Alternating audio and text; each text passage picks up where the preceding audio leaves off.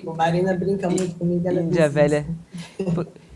Por que essa desconfiança ainda com o Lula, então, Heloísa Helena, já que o Ai, meu partido Deus. fechou lá com ele, Olha, apoiou? Vamos começar aquela, já por Josias, aí, que é você logo precisa lead, ver. né? Ó, Vamos sem muita enrolação. Eu sei que você não Josias, gosta de enrolação. Vamos já com na essa. última reunião, ó, Josias, na última entrevista que a gente fez, aí já foi uma confusão por causa dessa história.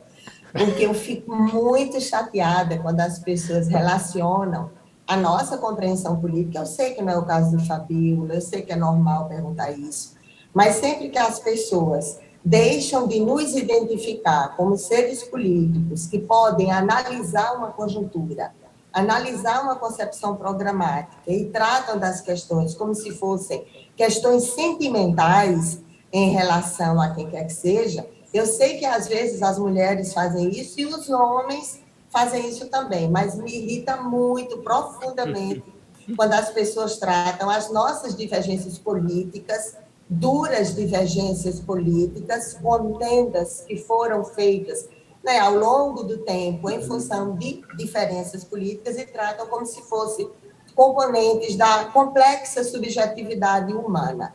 E não é. É, não. Sim, Senadora, então, sobre...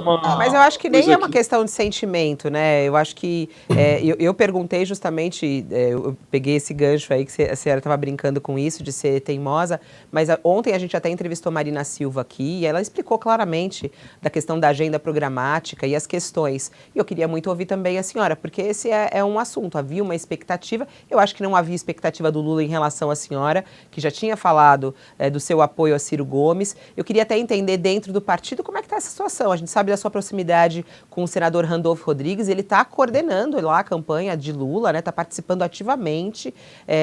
Há algum mal-estar dentro do partido com isso ou não? Está tudo certo, candidata? Olha, eu sempre digo assim, que se tem uma coisa que me irrita profundamente e que eu não respeito na política, é a velha concepção do sorriso na frente, facada nas costas, mel na boca, brilhos no coração. Aquilo que é tratado de forma franca, fraterna, mesmo quando é tratado de forma dura, propositiva, eu não me incomodo nem um pouco. Randolph conversou comigo em dezembro. Ele nem tinha anunciado publicamente que iria se engajar na coordenação e na campanha do ex-presidente. E ele já tinha me dito. Nós discutimos, nós temos diferenças sobre a tática eleitoral, ele tem uma compreensão de tática eleitoral em primeiro turno, eu tenho uma compreensão que no primeiro turno se deve discutir programa.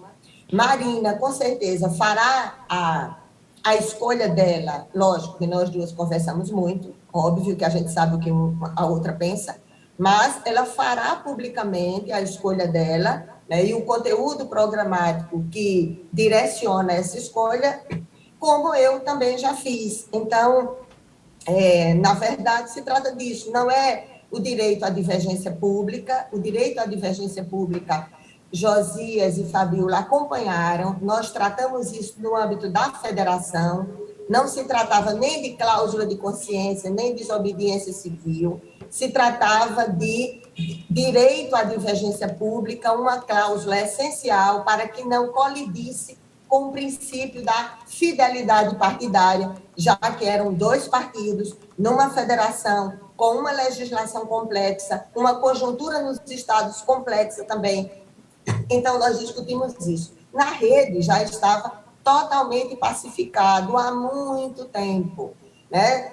Já havia pessoas que gostariam de apoiar o ex-presidente, outros gostariam de apoiar o Ciro e outros gostariam de ouvir mais a discussão programática antes de fazer sua escolha. Então, foi aprovada uma resolução na direção nacional da rede, no Elo Nacional, já tinha sido aprovada na Executiva Nacional, não havia nenhuma cisânia, nenhuma divergência, isso já estava absolutamente claro.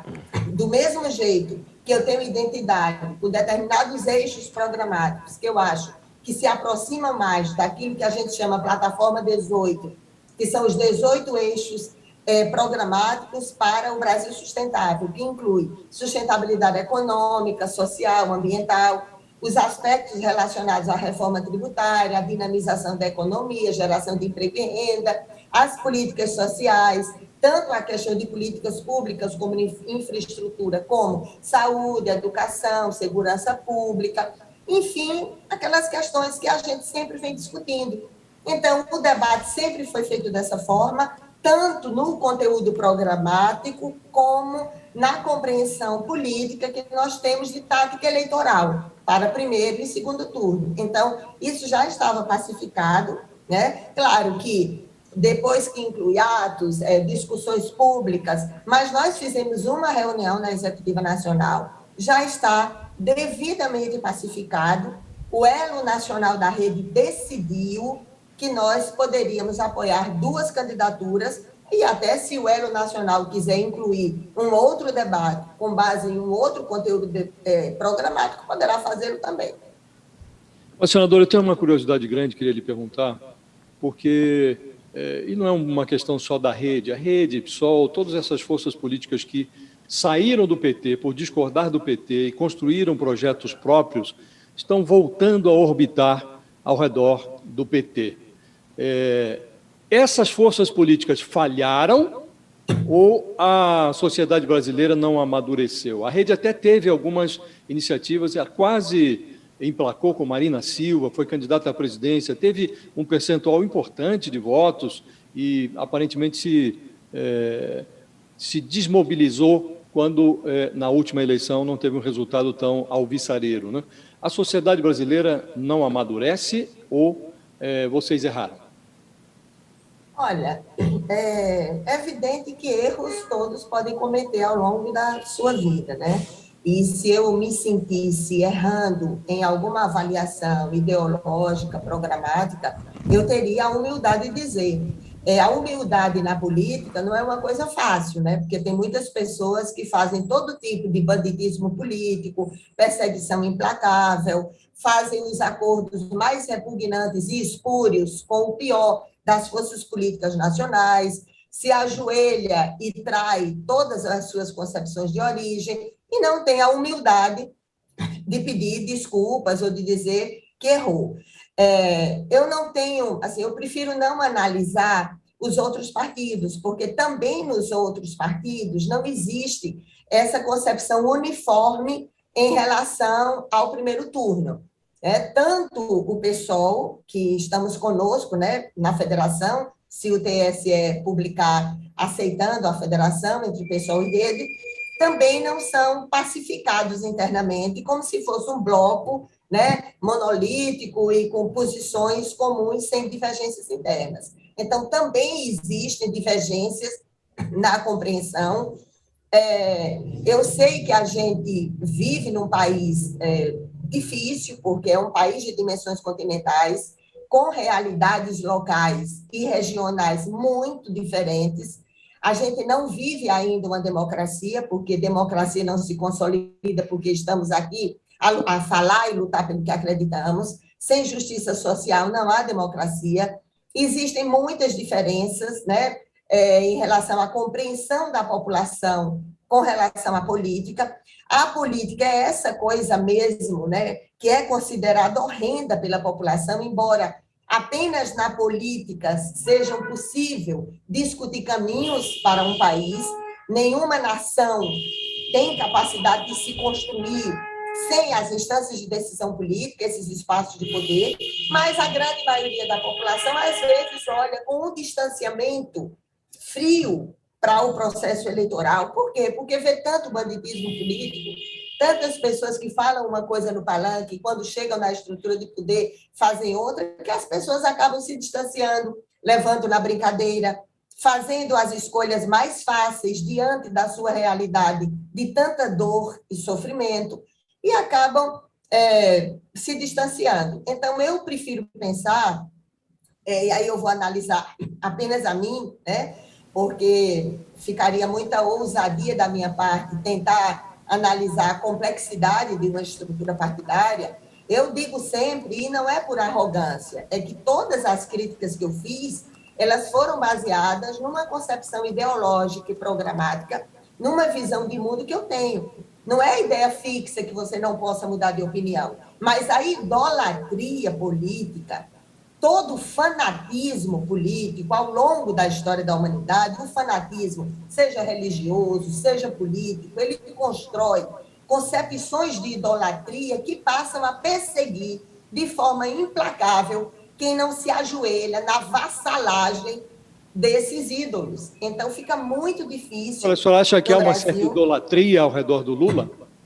Eu acho que há nesse momento, onde as pessoas discutem menos programa para o país, e eu acho que é o que tem que ser numa eleição de primeiro turno.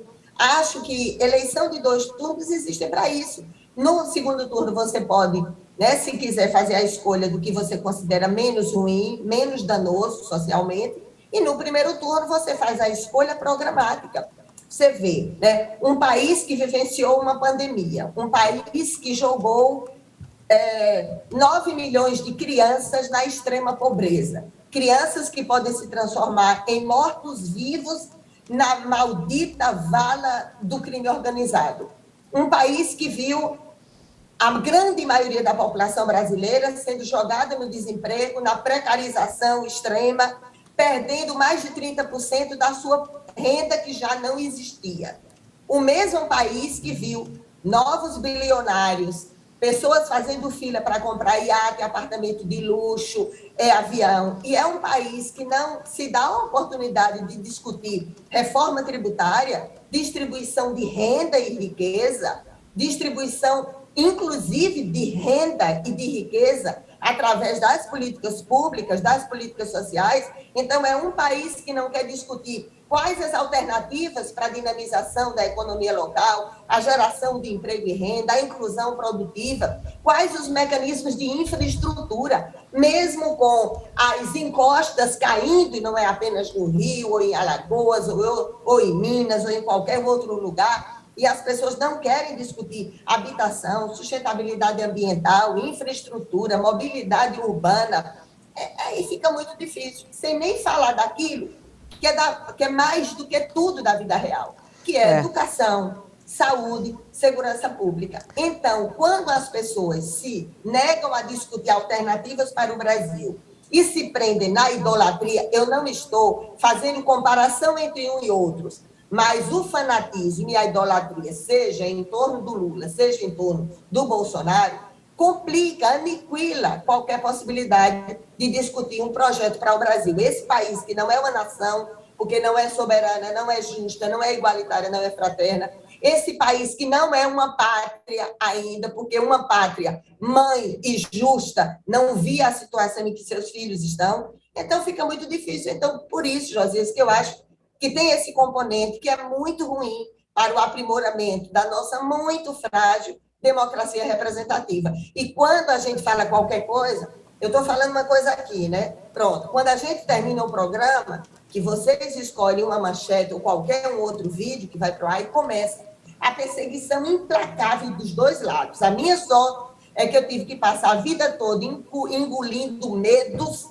e enfrentando a realidade como ela é, sem beijar a mão de qualquer um que seja considerado rei, imperador, ídolo, o que quer que seja. Então, quem não se predispõe à vassalagem, não estou dizendo que são todos que fazem isso. Tem pessoas que analisam assim. É justo que as pessoas queiram analisar dessa forma. Tem gente que diz, não, eu prefiro resolver no primeiro turno porque tenho medo, tenho preocupação do segundo turno, especialmente com essas cenas que vocês mostraram aí. Esses farsantes fazendo de conta que vão fazer golpe. Vão fazer golpe coisíssima nenhuma. Se fizer, a gente enfrenta eles nas ruas. Não vão fazer nada de golpe. Mas ficam com esse tipo de ameaça, o outro lado também. Aí diz, pode ter isso, pode ter golpe. Então, ninguém discute projeto nacional e fica o fanatismo da idolatria envolvendo pessoas, dividindo famílias, aniquilando amizades por causa desse comportamento horrendo na política. É isso. Heloísa Helena, muito obrigada por participar conosco aqui do All News e um bom dia à senhora. Josias e Fabiola, olha, mulher asmática que fala sem respirar é uma danação, né? Sério que a senhora é asmática? Nem parece com esse fôlego. Depois me passa o contato da sua fonoaudióloga. Por Quero isso só que saber. a gente fica com esse pigarro, com esses nódulos de corda vocal, porque aprende a viver sem respirar e não usa o diafragma direitinho. Um beijo para vocês. Obrigada. Para todos os ouvintes que nos dão a honra de sermos escutados. Tchau. Tá certo. Obrigada. Heloísa Helena, nossa convidada hoje aqui. A gente falou bastante sobre